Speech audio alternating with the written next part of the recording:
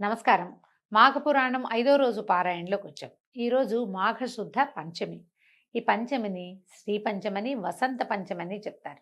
ఈ మాఘశుద్ధ పంచమి నాడే సరస్వతీదేవి జన్మించిందని చెప్పబడుతుంది. ఈ రోజున సరస్వతి పూజ చేసుకోవటం, కొత్త శాస్త్రాలు ఏమైనా చదవదలుచుకున్న వాళ్ళు మొదలు పెట్టుకోవటం, కొత్త విద్యాభ్యాసానికి అవసరమైన ఏర్పాట్లు చేసుకోవటం, పిల్లలకి అక్షరాభ్యాసం చేయటం, సరస్వతి పూజ చేసుకోవటం విశేషంగా చెప్పబడింది. ముకుందా జ్యువెలర్స్ తెలంగాణలో మొట్టమొదటి ఫ్యాక్టరీ అవుట్లెట్ మన కొత్తపేటలో ఫిబ్రవరి 14న గొప్ప శుభారంభం. అయితే ఇది సామూహికంగా సరస్వతి పూజ కంటే వ్యక్తిగతంగా చేసుకోవాలి. ప్రతి వాళ్ళకి జ్ఞానం అవసరం. చూడండి, గుంపులో గోవిందా అని ఉండకూడదు. ప్రతివాడికి సొంతానికి జ్ఞానం కావాలి. ఏదైనా కొత్త విద్య, సంగీతము, నాట్యము లాంటి లలిత కళలు అభ్యసించదలుచుకున్న వాళ్ళు కూడా ఈ రోజున ముహూర్తం పెట్టుకుని, దీనికి ఇంకా తిథివార నక్షత్రాలు చూసుకోక్కర్లేదు. శ్రీ పంచమి నాడు నాట్యశాస్త్రము, సంగీతము లేదా కావ్యాలు ఏదైనా కొత్తగా చదవదలుచుకున్న వాళ్ళు, కొత్త బుక్ స్టార్ట్ చేయాలనుకుంటారు కొంతమంది, వాళ్ళు కూడా ఈ రోజున మొదలు పెట్టుకోవచ్చు. దీనివల్ల ఏంటంటే మనకి మరింతగా జ్ఞాన సముపార్జనకి అవకాశం లభిస్తుంది. చాలా ప్రత్యేకమైన రోజు కాబట్టి సరస్వతి ఆరాధన విశేషంగా చెప్పబడింది. పంచమి నాడు మీరు పిల్లలకి, చిన్నపిల్లలకి అక్షరాభ్యాసం కూడా చేయించవచ్చు. కొత్త భాష నేర్చుకోవాలనుకుంటారు, లాంగ్వేజ్ కొత్తది, ఇప్పుడు జర్మనీ చదువుకోని కోసం వెళ్ళాలనుకోండి, పిల్లలు జర్మన్ నేర్చుకోవాలనుకుంటారు, వాళ్ళకు కూడా ఇది మంచి రోజు. ఈ రోజున స్టార్ట్ చేసిన ఏ పనైనా కూడా చక్కగా అవుతుంది. అంటే విద్యా సంబంధమైనది, జ్ఞాన సముపార్జనకి సంబంధించిన ప్రతి ప్రయత్నము ఈ రోజున మొదలు పెడితే చాలా సక్సెస్ఫుల్గా వెళ్తుందట.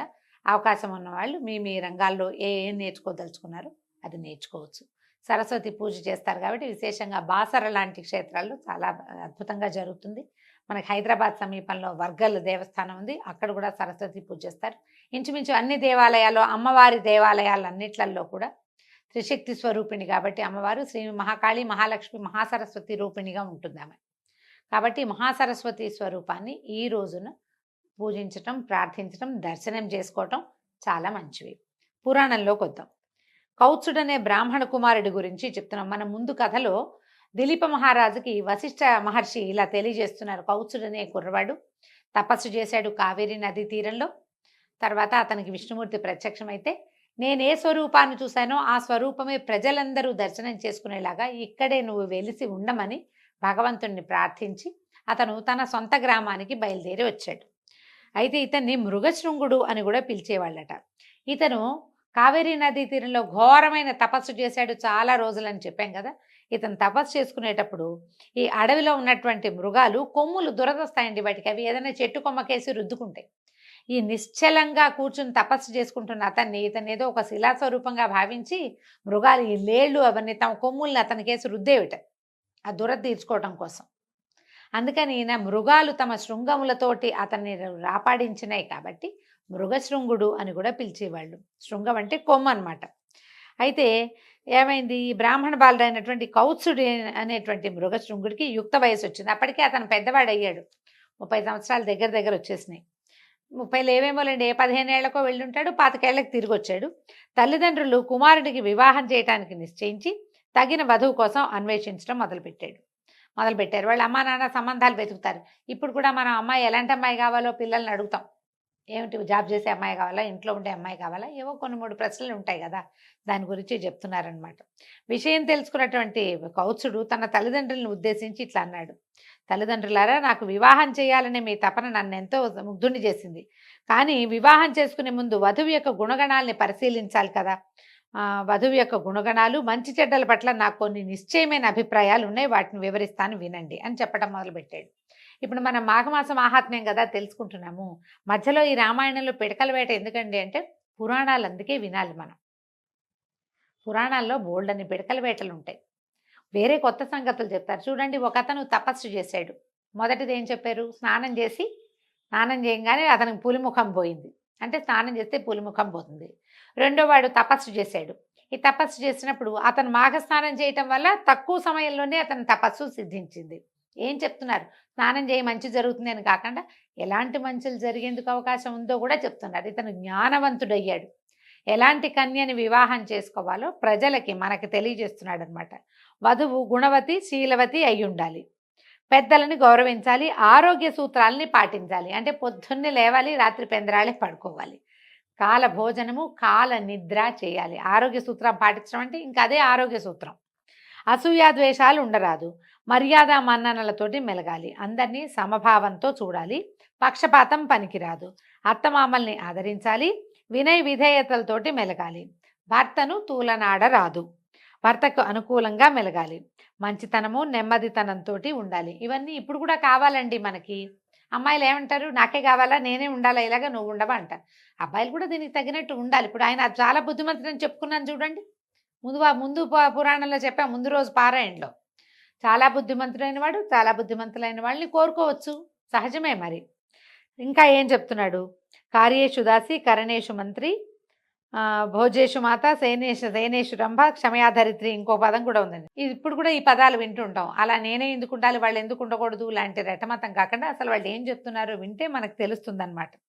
ఇవన్నీ పెద్దల నుంచి నేను విన్నట్టుగా ఇంటి పనులలో దాసివలెను, భర్తకు సలహాలను ఇవ్వడంలో మంత్రిగాను, భర్తను సుఖింపజేయటంలో శృంగార దేవతగాను, భూదేవి అంతటి ఓర్పుతో ఉండవలెను.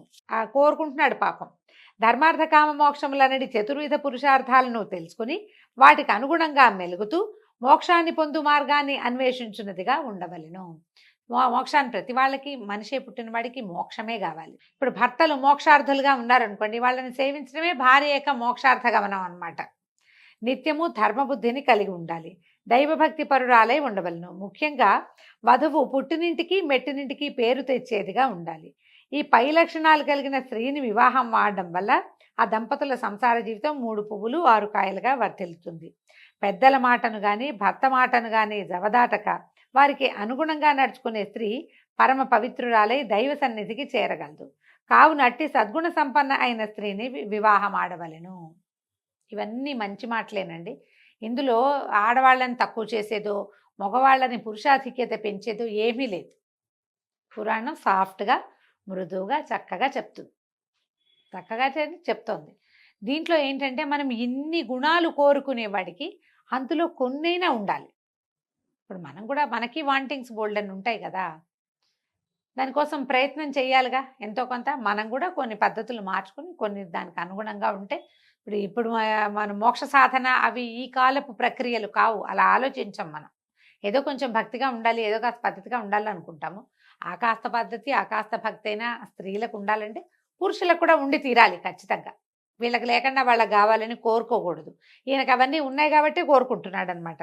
అందరినీ ప్రేమాల రాగాలతోటి సమభావంతో చూడాలి. అట్టి స్త్రీ ప్రజలందరి చేత ప్రశంసలు పొందగలదు. కీర్తి ప్రతిష్టలను ఆర్జించగలదు. చల్లని తల్లి అని 10 చేత మెప్పు పొందగలదు.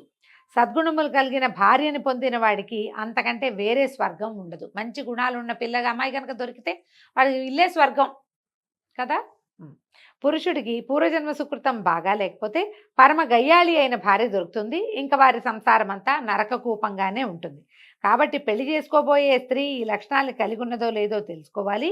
అటుపిమ్మటే ఆ స్త్రీని వివాహం ఆడుట శ్రేయస్కరము. ఇప్పుడు ఈ కథాకాలం నాటికి బాల్య వివాహాలే ఉండేవి. అమ్మాయిల్ని చిన్న చిన్న పిల్లల్నే పెళ్లి చేసేవాళ్ళు. 7-8 ఏళ్ల పిల్ల, 8 ఏళ్ల లోపల పిల్లకు ఇవన్నీ ఉన్నాయో లేదో ఎట్లా తెలుస్తుంది? కొన్ని తెలుస్తాయి. పిల్లలు గద్దరిగా ఉన్నారా లేదా అది. పుణ్యవతి, శీలవతి అవన్నీ వయసు వస్తే కానీ తెలియవు కదా, కొంచెం సమయం పడుతుంది. కానీ ఇతను ఈ లక్షణాలు మనకి, ఇది ఎందుకు చెప్తున్నారు మహర్షి? ఈ కాలం మనకి అర్థం కావడం కోసం, మనకి తెలియటం కోసం అయి ఉండొచ్చు.